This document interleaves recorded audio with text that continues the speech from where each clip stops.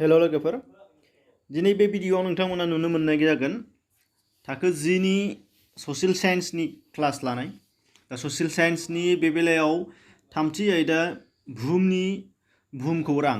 दा बुहुमनि बुहुमखौरां आयदाखौ बाहाय क्लास लानाय जागोन। दा बेयाव जायफोर नोंथांमोनहा थाखो 10 आव फरायो नोंथांमोना बेखौ नायनानै जोबजासिम नायना लानो हानाय जागोन आरो जायफोरा फरायसा नङा शेयार खालामबानो जाबाय न'खरनि लोगो बा गावबागाव ओनसोलनि सुबुंफोरनि मोजांनि थाखाय। दा बे बेलायावहाय फंसे खोथाखौ बुंनो नागिरदों नोंथांमोननो थाखाय खेबसेयैनो बे फरा मोनसेखौ कमप्लिटलि बे भिडिअ मोनसेयावनो क्लास लानाय जागोन।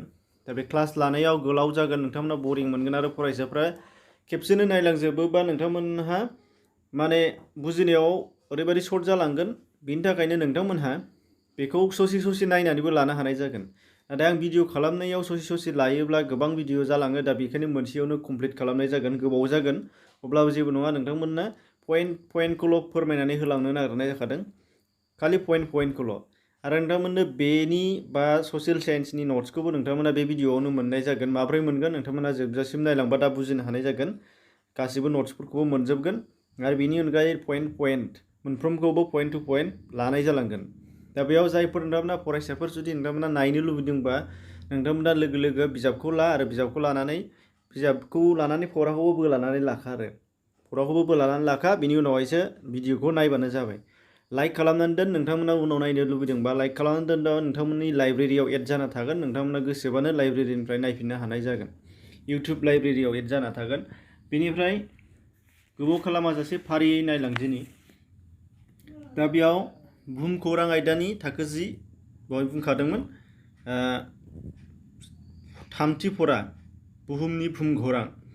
दा बे बेलायाव बुहुमनि सुंद' सिनायथि दङ 3.1 पइन्टनि बुहुमनि सुंद' सिनायथि। दा बे बुहुमनि सुंद' सिनायथिखौ आं बेयाव होलिया, मानो होनबा थाखो 10 नि फरायसाफ्रा गोरलै नंलिया। नाथाय बे 3.1 निफ्राय जोङो मा गोसोआव लानांगौ दङ, अदेबानि पइन्ट टु पइन्टआ मा दं बेखौल' नोंथांमोननि सिगाङाव होदों। लिरनाया बेज्रां जानो हागौ, जेबो नङा।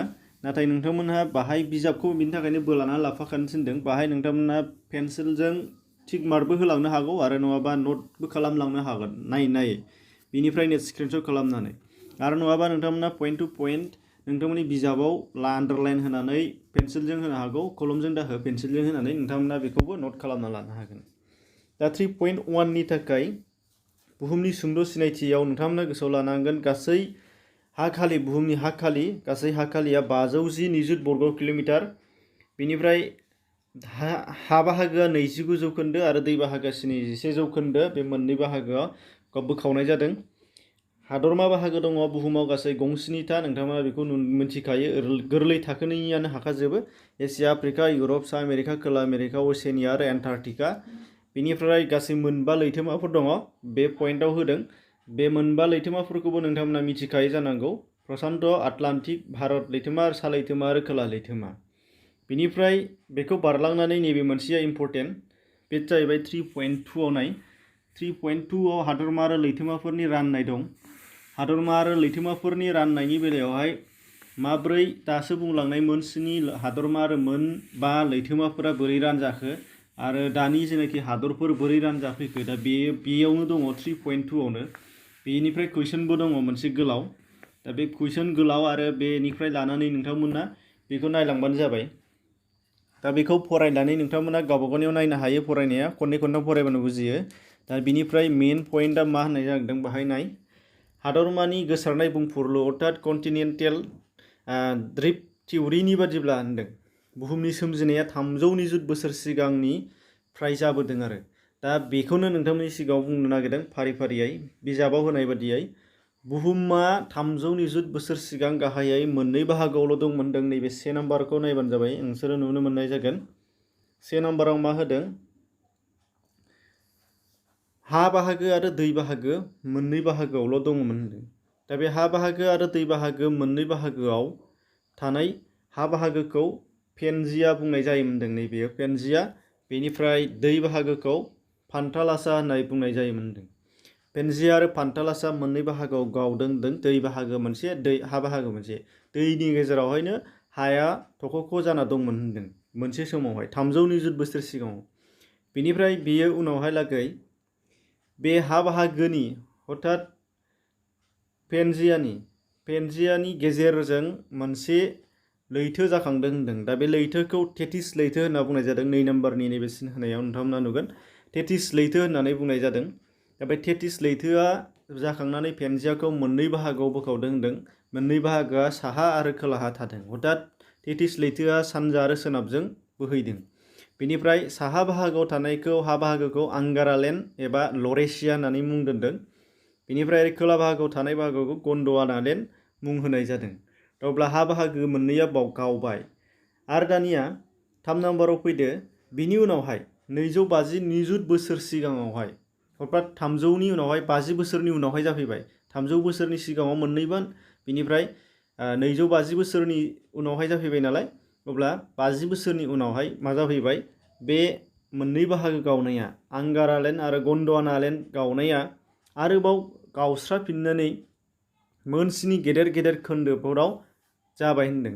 दा बे मोनस्नि गेदेर गेदेर खोन्दोफोराव गावस्राफैनायानो गासै मोनस्नि हादरमाफोर। दा बे मोनस्नि हादरमाफोरा मा नोंथांमोनहा बिजाबाव नायबा नुनो मोननाय जागोन। बिजाबाव दङ, दिन्थिखादों। 3.1नि सावगारिखौ नायबानो जाबाय आरो नङाबा स्क्रिनाव नुगोन। बेनिफ्राय दा बे मोनस्निखौ नोंथांमोना दहायनो बुंखांखाबाय। दा बे मोनस्नि हादरमानि हा बाहागोआ बिषुब हांखोनि साहा बांसिन दङ। बे बांसिन बाहागोआव मानसिफ्राबो बांसिन थायो। अर्थात 90% सुबुङानो साहा दुलुरखौ थायो। 85% खोला दुलुरखौ थायो। खोला दुलुरखौ हायानो गैखाया, खम खाथार। आफ्रिका नुगोन, एन्टार्कटिका नुगोन, बिसोरल' आरो खोला आमेरिका थागोन। दा बेनिफ्राय 3.3नि बेलायाव नायदो, लैथोमाफोरनि थाथाय आरो आखुथाय दं। लैथोमाफोरनि थाथाय आरो आखुथायाव जेसेबां दङ बेखौ फारि फारि नायलांनानै लानि, बिजाबावबो नायलां। लैथोमाफोरनि थाथाय आरो आखुथायनि बेलायावहाय गोसोआव लानांगौ गैया। फारिलाइ 3.1खौल' फ्राय नायनांगोन। फारिलाइ 3.1आव मा दं नोंथांमोना नाय, स्क्रिनावबो नुनो मोननाय जागोन। दा बेयाव लैथोमाफोरनि बाहागो राननाय दङ। लैथोमाफोरा मोनबेसे बेवहाय बुंखांखाबाय। दा बेखौ नायनांगौआ लैथोमानि हा खालिफोर, बे हा खालिफोरखौ नायबानो जाबाय। दा हा खालि बादियै लैथोमाफोरनि गेजेराव देरसिन लैथोमाया जा मा होनदों, प्रशान्त लैथोमा 165.2 निजुत बर्ग किल'मिटार। बेनिफ्राय दुइसिना जादों सा लैथोमा 14.1 निजुत बर्ग किल'मिटार। बे मोननैखौल' गोसोआव लानांगोन, बांसिन कमन जागोना। बेनिफ्राय बुहुमनि बिखं बादि लैथोनि थालायाबो समान नङा होनदों। बे 3.3नि बादियै लैथोमानि थालाया माबोरै समान नङा नोंथांमोना नुनो मोनगोन। बाहाय सावगारियावबो दं। 3.2आव नायबा नुनो मोननाय जागोन। 3.2आव नाय। 3.2नि बेलायाव खिन्थाना होदों लैथोमानि थालाया बुहुमनि सा बाहागोनि बायदिनो गोजौ गाहाय, अर्थात बोरिमा बाहागो लैथोनि रुगुंनिफ्राय लैथो थालासिम माबादि जालाङो होनदों। समान थाला थायो, संख्लाय हा, गोथौ थाला, लैथोआरि बिथा, हाफाव, दिप आरो लैथोआरि दंग'फोरजों दाजानाय थायो होनदों। दा बेबायदिनो गोजौ गाहाय जालाङो। आरो लैथोनि दंग'फोरा ओरैबायदि गोथौ जानो हागौ होनदों। बेनि गड़ गोथौथिया लैथो दंग'निया 8,000 मिटारफ्राम गोथौ दङ होनदों। आरो बेनिनो गोथौसिन, नैबे गोसोआव लाथारनांगोन, गोथौसिन लैथो दंग'आ जादों प्रशान्त लैथोमानि सिङाव दङ होनदों। बे जाहैबाय मेरियाना एबा चेलेन्जार। बेयो गासै प्राय 11,022 मिटार गोथौ होनना बुंदों। नोंथांमोननि बिजाबाव दंखायो, बिजाबाव नायबानो जाबाय नोंसोर। बेनिफ्राय प्रशान्त लैथोमा, दा लैथोमा मोनबाखौ बेखेवनानै होलांदों। दा बेयाव मोनफ्रोमनिबो केरेक्टारिस्टिक्सफोरखौल' खिन्थानानै होलांगोन, बेखौल' नायखानांगौ, जेबो नङा। प्रशान्त लैथोमा दङ नाम्बार 1आव, नोंथांमोना नाय। प्रशान्त लैथोमा हा खालिया प्रशान्त लैथोमाना 165 निजुत बर्ग किल'मिटार। गासै बुहुमनि 3 बाहागोनि 1 आवग्रिनानै दंखायो होनदों। बेनो बुहुमनि गासै लैथोमाफोरनि 3 बाहागोनि 1 आवग्रिना दं। गड़ गोथौआ 5,000 मिटारफ्राम। बेनिफ्राय 20,000नि दिपफोर दं होनदों, गेदेर फिसा जोबोद बुरजा दिपफोर दङ बाहाय, 20,000सो दङ होनदों। बेनिफ्राय गेदेर दिपफोरा मा जादों होनदों, जापान, ताइवान, फिलिपाइन, बेनिफ्राय निउजिलेण्ड, इन्ड'नेसिया बायदिफोर बेनि गेदेरफ्रा प्रशान्त लैथोमानिया। आरो प्रशान्त लैथोमानि गोथौसिन लैथो दंग'आ मेरियाना एबा चेलेन्जार, दहायनो होनखाबाय। आरो बेजों लोगोसे दंबावो एलिउसियान बायदिफोर। माखासेखौ बिजाबाव नायबानो जाबाय। लैथोनि सोरगिदिं सिमा, बेखौ नोंथांमोना बिजाबाव नायनो हागोन, एसेग्राब इम्परटेन्ट नङा, बिजाबाव दंखायो। आरो नोंथांमोना स्क्रिनावबो नुगोन। 3.3 सावगारिखौ नायबाबो जागोन। बेनिफ्राय आटलान्टिक लैथोमाखौ फैदो नाम्बार 2 आटलान्टिक लैथोमा हाखालिया 82 निजुत किल'मिटार स्कुयार अर्थात बर्ग किल'मिटार बेयो नैथि देरसिन लैथोमा नैबे इम्पर्टेन्ट बेनि दाथाय महरा इंराजि एस महरनि होनदों इंराजि एस हांखोनि महरनि सावगारियावबो नुगोन 3.4 आव नायबा नुगोन नोंसोर बेनिफ्राय सोरगिदिं सिमाया जाहैबाय साहा ग्रीनलेण्ड सा लैथोमा खोला लैथोमा सानजा इउरप आफ्रिका हादरमा सोनाबथिं सा आमेरिका आरो खोला आमेरिका दा बेफोरखौ नोंथांमोना बिजाबावबो नायनो हागोन बिजाबावबो रग' रग' दंखायो बेनिफ्राय गर गोथौआ 3000 मिटारफ्राम गोथौ बेनि गेजेरजों सा आरो खोला जौखांनाय दं बे सा आरो खोला बाहागो जौखांनाय बाहागोफोरखौ डलफिन जौखांनाय होननानै बुंनाय जादों आरो खोलाखौ सेलेन्जार जौखांनाय होननानै बुंनाय जादों आटलान्टिक लैथोमानि गेजेरजों मोनसे गोलाव हांखो जौखांनाय दं होनदों हा जौखांनाय बेखौनो होनदों बेनिफ्राय बे लैथोनि लैथोआरि दिपफोरा गिदिर गेदेरफोरनि गेजेराव मुंदांखाफोराव दङ आइसलेण्ड निउफाउन्डलेण्ड ब्रिटिशनि दिप गोबां आरो सोनाब भारतनि दिप गोबां बेफोरो आरो केनेरि बेबो मुंदांखा बेनिफ्राय लैथोआरि दंग'नि बेलायाव बाहाय दङ नोंथांमोना नुगासिनो दं पुवार्ट'रिक रमान्स सेन्ट विन्स बेफोरो आरो लैथोफोरा जाबाय भुमध्य लैथो बाल्टिक लैथो केरिबियान मेक्सिक' लाब्राडर आरो हडसन बिसोरो गेदेर गेदेर लैथोफोरा बे लैथोमायाव दङ बेनिफ्राय 3 नम्बर लैथो भारत लैथोमाखौ नायदोलाय 3 नम्बराव दङ 3.5 आव नायबा नुगोन सावगारिया हाखालिया 73 निजुत किल'मिटार स्कुयार थामथि देरसिन लैथोमा सोरगिदिं सिमाखौ बिजाबाव नायदो अदेबानि भारत हादर दङ साहा खोलाथिं खोला लैथोमा सानजाहा अस्ट्रेलिया सोनाबथिं आफ्रिका आरो मादागास्कार हादर बेनिफ्राय गर गोथौआ बेना 400 मिटारफ्राम लैथोआरि दंग'नि बेलायाव मुंदांखाफोराव दङ सक्रेटा सागस सिसिलिस क्रजेट बेफोरो लैथोफोरा दङ बे लैथोमानि गेजेराव आरब फारस्य लैथोसा बंग लैथोसा लहित लैथो आरो आन्दामान लैथो बेनिफ्राय दङ दिपफोर मुंदांखा दिपफोरा दङ श्रीलंका आन्दामान निकबर इन्ड'नेसिया मालदीप मरिशास सिसिलिस आरो मादागास्कार बेनिफ्राय खोला लैथोमानि बेलायाव नोंथांमोना नाय खोला लैथोमाया जाहैबाय नाम्बार 4 आव दङ 3.6 सावगारि बेयावबो सोरगिदिं सिमाखौ बिजाबावनो नायदो हाखालिया 20 निजुत बर्ग किल'मिटार ब्रैथि देरसिन हादर अर्थात ब्रैथि देरसिन लैथोमा बेनिफ्राय बे लैथोमाया बुहुमनि खोला मिरुआव गोसारनाय बेनि थाखायनो खोला लैथोमा बुंदों बिषुबनिफ्राय खोलाहा थानायखाय बोसोरनि बांसिन समावनो बरफजों खोबजाना थायो बे एन्टार्कटिका हादरमाखौ बेंनानै लायो आरो मिरुथार खोला मिरुथाराव सा लैथोमायाबो सा मिरु ओनसोलावनो दङ बेनिफ्राय हाखालिया 14 निजुत किल'मिटार स्कुयार फिसासिन बेनिफ्राय बे लैथोमाया सा मिरुनि सोरगिदिं गोसारनानै थायो सावगारि 3.7 खौ नायबानो जाबाय बेनिफ्राय बेनि गर गोथौआ 3500 मिटारफ्राम बोसोरनि बांसिन समाव बेबो बरफजों खोबजाना थायो खोला आरो सा मोननै लैथोमाया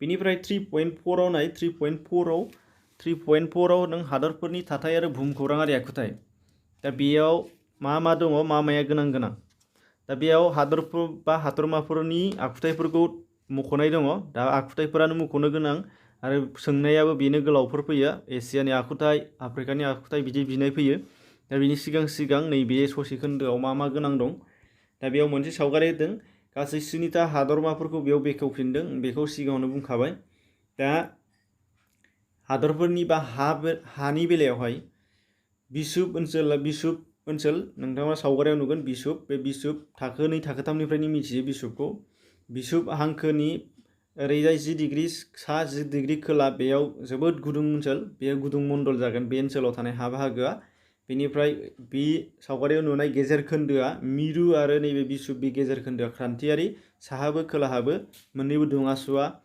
बेनिफ्राय ओरै मिरु सा मिरु आरो खोला मिरु मोननैबो जोबोद गुसु ओनसोल बेनिफ्राय फैदो हादरमाफोरनि राननायनि बेलायाव एसिया हादरमाया जोबोद गोनांथार बेनिफ्राय फैयो एसिया हादरमा नाम्बार 1 आव दङ 40 पेज दा बिनि सिगां हादरमाफोरनि राननाय 3.2 दङ हादरमाफोरनि हाखालिनि राननाय बेखौबो नायनो हागोन दा बेयाव हादरमाफोरनि हा खालि राननायाव नायनानै देरसिन आरो फिसासिनखौ सायख'ना लानांगोन। 3.2 आव दङ एसिया हादरमाया बयनिख्रुइबो देरसिन हा खालियाव आरो दुइसिना जाहैबाय असिनिया हादरमा। बे दुइसिन 8.1 निजुत बर्ग किल'मिटार। बेनिफ्राय एसियानिया 44.6 निजुत बर्ग किल'मिटार। बेनिफ्राय एसिया हादरमा हा खालिखौ बुंखांबाय, बेनि देरसिन हादरमा। बेनि आखुथायफोरखौ नायलांदो। हादोरफोरा बेसेबां दङ बेयावहाय बेखौ फारिलाइ 3.3 आव उनथाराव नायदो बेसेबां हादरफोर दङ, मा हादरफोर दङ। बेयाव गोबां हादरफोर दङ, बेखौ नोंसोरो नायजोब, गासैनिखौबो दंजोबो, आं ओंखायनो बेखौ खिथाला, बिजाबाव रग' दंखायो। देरसिन हादरा जाहैबाय रासिया, दुइसिन हादरा जाबाय मालदीप, एसिया हादरमायाव थानाय, एसिया हादरमानि सिंनिया। बुहुमनि हा बाहागोनि 30% एसिया हादरमायाव दङ। बेयो सा दुलुरखाव दङ। सोरगिदिं सिमाखौ बिजाबाव नायबानो जाबाय, रग' दंखायो। गेदेर गेदेर हाजोफोरा जाबाय इउराल हाजोलारि, हिमालय हाजोमालारि, काराक'राम हाजो, बेनिफ्राय कुनलुन हाजो, आल्टाइन हाजो, थिएसान, ओमफ्राय आरावली। बेयो एसिया हादरमानि गेदेर गेदेर हाजोलारिफोर। मुंदांखा हाजो थिखिनिनि बेलायाव माउन्ट एभारेस्ट, बुहुमनि बयनिख्रुइबो जौसिन हाजो थिखिनि, 8,848 मिटार। बे जखाखौबोला, गोजौखौबोला, आरो बेवहायनो नैथि जौसिन हाजो थिखिनि गडविन अस्टिन एबा माउन्ट केटुआबो दं, 8,611 मिटारफ्राम। दा बे गोजौ, बे मोननैबो गोनांथार। जौयेनफोरनि बेलायावबो तिब्बत जौयेन आरो बयनिख्रुइबो जौसिन जौयेन पामिर, बेबो बाहायनो दङ। साइबेरियान, मंगलियान जौयेन, दाक्षिणात्य जौयेन, आरब जौयेन, इरान जौयेन, बिसोरो मुंदांखा। बेनिफ्राय दैमाफोरनि बेलायाव दङ सिन्धु, गंगा, बुरलुंबुथुर, येनिस, अबि, लेना, आमुर, हुवांह, यांजेकियां, सिकियां, नर्मदा, ताप्ती, महानदी, गदावरी, कृष्णा, कावेरी, बराक, मेनाम, इराबती, मेखं, बिसोर गासैबो एसियानि गेदेर गेदेर दैमाफोर। बिलोफोरनि बेलायाव दङ बलखस, बैकाल, जाय बुहुमनि बयनिख्रुइबो थौसिन बिलो। बेनिफ्राय दङ सिल्का, सम्बर, दाल, पुलिकट, कल्लेरु, लकटक, बिसोरो गेदेर गेदेर एसियानि बिलोफोर। बालाहामानि बेलायाव गबि, थर, आरब, बिसोरो। बेनिफ्राय इउरप हादरमा, इउरप हादरमायाव नायदो नाम्बार 2 आव दङ 42 पेज, सावगारि 3.9। इउरप हादरमा हाखालिया 10.9 निजुत बर्ग किल'मिटार। हादरफोरखौ फारिलाइयाव नायदो 3.3 आव उनथाराव। देरसिन हादरा तुर्की, दुइसिन हादरा भेटिकान सिटि, आरो बेयो गोसोआव लानांगौआ भेटिकान सिटिया बयनिख्रुइबो दुइसिन, मुलुगनिनो दुइसिन हादर। सोरगिदिं सिमाखौ बिजाबाव नायदो 3.9, सावगारियावबो रग' दंखायो। इउरप हादरमाखौ एसिया हादरनिफ्राय बोखावनानै होदों, माने आलादा खालामनानै होनाय गेजेर बाहागोआव दङ। बे सोंनायावबो दङ, मुंदांखाथार, बे जाहैबाय इउरेल हाजो आरो इउरेल दैमाया बे मोननै हादरनि गेजेरजों बोहैलांनानै एसिया आरो इउरपखौ बोखावना होदों। हाजोफोरनि बेलायाव दङ आल्प्स, पाइरेनिस, कार्पेथियान, ककेशास, बिसोरो गेदेर गेदेर हाजोआ। हाजो थिखिनिनि बेलायाव दङ माउन्ट एलब्रास, ककेशास हाजोलारिनि बयनिख्रुइबो जौसिन थिखिनि। बेयो इउरपनि जौसिन हाजो थिखिनि होनदों, आरो माउन्ट ब्लेंक आल्प्स हाजोनि सायाव थानाय बियो। माउन्ट ब्लेंक हाजो थिखिनिया बबेयाव दं होननानै सोंनो हागौ। दैमाफोरनि बेलायाव दङ एल्ब्र, रन, सेइन, राइन, एलेब, अडार, फिस्टुला, दान्यूब, निफार, पो, थेमस, डन आरो भल्गा। बिलोमाफोराव दङ अनेगा, लेडगा, सुदस्कये, फेनार्न, बेफोरो। आफ्रिका हादरमा नाम्बार 3 आव दं आफ्रिका हादरमा। आफ्रिका हादरमाया नाम्बार 3, 44 पेज, बेनिफ्राय 3.10, सावगारिखौ नायबानो जाबाय। बाहाय सोरगिदिं सिमारिखौ बेयावनो नुखाजोबगोन। हाखालिया 30 निजुत बर्ग किल'मिटार। सोरगिदिं सिमाया सावगारियाव एबा बिजाबाव नायदो गासै 53 हादरफोर दं। हादरफोरखौ 3.3 फारिलाइयाव नायदो उनथाराव। देरसिन हादरा जाबाय सुदान, दुइसिना जाहैबाय सिसेलिस। गोजौ गोजौ हाजो गैया। जौसिन जायगाया जाहैबाय किलिमानजार हाजो, गासै गोजौ लावथाइ होदों 5,895 मिटार। गेदेर गेदेर दैमाफोरनि गेजेराव बुहुमनि बयनिख्रुइबो देरसिन दैमा नाइल दङ। बेनिफ्राय कंग, नाइजार, सेमावेजी, अरेन्ज, लिम्प'प, भल्गा, सेनेगाल, सिबिएगु, लरिय' बिसोर गेदेर गेदेर दैमाफोर। बेनिफ्राय दङ बिलोफोरनि गेजेराव बिलोमाफोरनि गेजेराव बाव दङ भिक्ट'रिया, एलबार्ट, टांगानिका, सात केबरा, बास्सा, मालावी बेफोरो गेदेर गेदेर बिलोमाफोर। बालाहामानि बेलायाव बुहुमनि बयनिख्रुइबो देरसिन बालाहामा साहाराया बाव दं आरो कालाहारि, नामिबिया बिसोरबो बेयाव दङ। सा आमेरिका हादरमा। सा आमेरिका हादरमाया जाहैबाय 4 नम्बराव दङ 46 बिलाइ। सावगारिया 3.11 सोरगिदिं सिमा आरो बेफोरखौ नायदो, बे बिजाबाव नायदो सोरगिदिं सिमाखौ। हाखालिया 24.3 बर्ग किल'मिटार। सा दुलुरखौ थानायखाय सा आमेरिका बुंनाय जादों। सोरगिदिं सिमाखौ बिजाबाव नायदो। गासै 23था हादरफोर दं। हादरफोराव फारिलाइया 3.3 आव नायदो बेखौबो। देरसिन हादरा जाहैबाय कानाडा, बेयो बुहुमनि बयनिख्रुइबो नैथि देरसिन हादर, बेखौबो गोसोआव लानांगोन। बेनिफ्राय दुइसिन हादरा जाहैबाय सेन्ट किटसेन, बेयो नैथि दुइसिन हादर, बे जाहैबाय दुइसिन हादर सा आमेरिकानि। बेनिफ्राय दङ जौसिन जायगा मेकिनले हाजो थिखिनि, जौसिना 6194 मिटार गोजौ। बेनिफ्राय नैबावहाय मोनसे सा आमेरिकानि जोबोद गोनांथार आखुथाय दङ, बेखौ सोंनायावबो दङ आरो गोसोआव लाथारनांगोन। सा आमेरिका हादरखौ गाहायै 4 बाहागोआव रानदों हा बाहागोआव मिथिंगायारि जाथाय बादियै। जेरै 1 नम्बराव दं रकि हाजोआरि ओनसोल, बिजाबाव दंखायो। फैलाव हायेन ओनसोल 2 नम्बर, 3 नम्बराव अपेलिसियान गोजौ हा ओनसोल आरो 4 नम्बराव बोरिमायारि हायेन ओनसोल, बे मोनब्रैयाव रानदों, बेबो सोंनाय फैयो। दैमाफोरनि बेलायाव दङ मिसौरी, मिसिसिपि, ओमफ्राय युकुम, मेकेन्जी, रिय' ग्रेन्डे, रेड, आरकानसास, कलम्बिया, बेनिफ्राय हडसन बेफोरो। बिलोमाफोरा गेदेर गेदेर दङ बाहाय सुपिरियर, हुरन, मिशिगान, एरी, अन्टेरिय', ग्रेट बियार बिसोर। बालाहामायाव मोनसेल' बालाहामा दङ, बेनिखायनो बियो सोंजानो हागौ सा आमेरिकायाव थानाय बालाहामा मोनसेनि मुङा मा होननानै, अब्ला कल'राड, बे मोनसेल'खा। बेनिफ्राय खोला आमेरिका हादरमाया ओरै नेक्स्टआव दङ 5 नम्बराव सावगारि 3.12। हाखालिया 18 बर्ग किल'मिटार। गं 12ल' हादरफोर दं।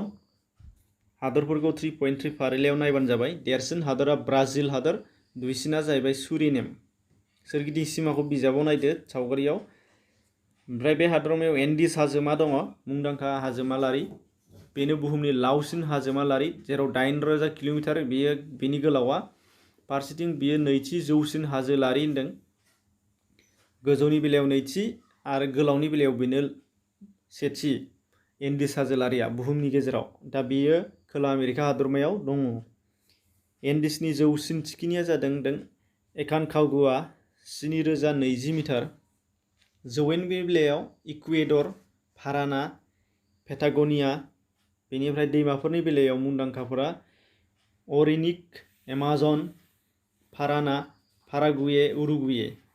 दा नैबेयाव कमन कुइसन मोनसे सोङो, एमाजनखौ सा आमेरिकाना खोला आमेरिकायाव दङ होनना सोंगोन। खोला आमेरिकायावसो। बुहुमनि जौसिन जायगायाव थानाय देरसिन बिलोमा टिटिकाया बेयावनो दङ होनदों। नैबे टिटिकाया मेट्रिकआव फैबाय थायो।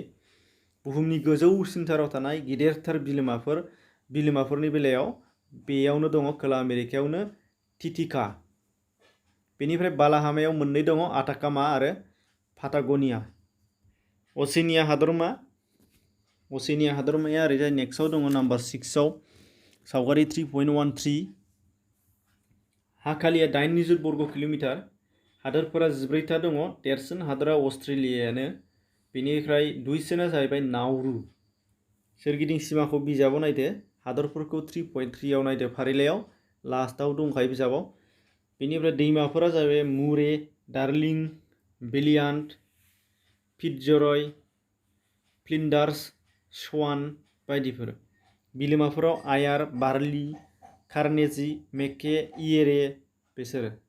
बालाहामायाव ग्रेट भिक्ट'रिया, ग्रेट सेन्डी, तानामी, बेनिफ्राय सिम्पसन, गिब्सन, लिटल बेफोरो। बेनिफ्राय एन्टार्कटिका हादरमा जोबथारनायाव, बिजाबाव गैया बियो। एन्टार्कटिका हादरमाया खोलाथाराव थानाय मोनसे हादरमा, नाथाय बेयाव बुहुमाव बोसोर नाङैनो बाव बरफ खोबनानै थानायनि थाखाय बिनि सिमाखौ एक्जाक्ट दिहुननो हानाय जायाखै आरो बेयाव गोजौ गाहाय बिजिरनो हानायबो जाया मानो होनबा बरफजों खोबजाबनानै थायो बेनि थाखायनो बिनि आखुथायखौ बिजाबावबो होनो हायाखै बा होआखै आरो बियो एसेग्राब गोनांबो नंखाया। बिनिफ्राय जोबथारनायाव 3.5 पइन्ट दङ 3.5 मुलुगनि हादोरफोर दङ 3.5 आव 5नि बेलायाव दा बे मुलुगनि हादोरफोरनि बेलायाव बाव गोनाङा जाहैबाय बाव जेबो गैयानो होनजायो नायनानैनो नुखायो गासै बुहुमाव बेसेबां हादरफोर दङ बेखौ होनाय दङ जखा 198टा हादरफोर देरसिन हादरा रासिया आरो दुइसिना भेटिकान सिटि दहायनो बुंलांखांजोब्बाय। सुबुं अनजिमा थानायनि बेलायाव बांसिन हादर सुबुं थानाया जाहैबाय चीन, नैथियाव भारत, खमसिन सुबुं थानाय हादरा जाहैबाय भेटिकान सिटियानो। बेनिफ्राय फारिलाइ 3.3 नि सिङाव थानाय हादोरफोरनि राजथावनिफोरखौ नोंसोरो नायनो गोनांथार बाहाय क हिसाबै एसियानिफ्राय लानानै फारि फारि दंलांजोबो। बेनिफ्राय रासिया हादरा मोननै हादरमायाव गोसारनानै दं बेखौ जोबोद गोसो होनो गोनां सोंनायावबो दङ अदेबानि फैयोबो बुहुमनि बबे हादरा मोननै हादरमाहालागै गोसारना दं होननाय फैयो। मोनसे हादरानो मोननै हादरमायाव दङ खावसे मोनसेयाव खावसेया मोनसेयाव बे जाहैबाय रासिया हादर बुहुमनि बयनिख्रुइबो देरसिन हादरा जाबाय रासिया आरो बे रासियानो एसिया हादरमायाव खावसे गोलैयो इउरप हादरमायाव खावसे गोलैयो मोननै हादरमायाव बेयो गोसारनानै दं बेखायनो बेखौ सोङो। दा बेखिनिमोन क्लासआ ओमफ्राय नट्सनि बेलायाव दानिया नट्स बे फराजों लोगोसे गासैबो फराखौनो मोनगोन नट्सनि बेलायाव बेखौ डिसक्रिपसनाव लिंक दङ लिंकआव थांनानै डिसक्रिपसनाव थांनानै लिंक मोनसे दं बे लिंकआव मोनसे भिडिअबो नुफिननो हागौ बे भिडिअनि डिसक्रिपसनाव मोनहैगोन आरो गासैखौबो मोनफ्रोमबो लिंक होयै होजोबनाय मोनसे भिडिअ दं बेनि लिंकखौ होनाय जादों।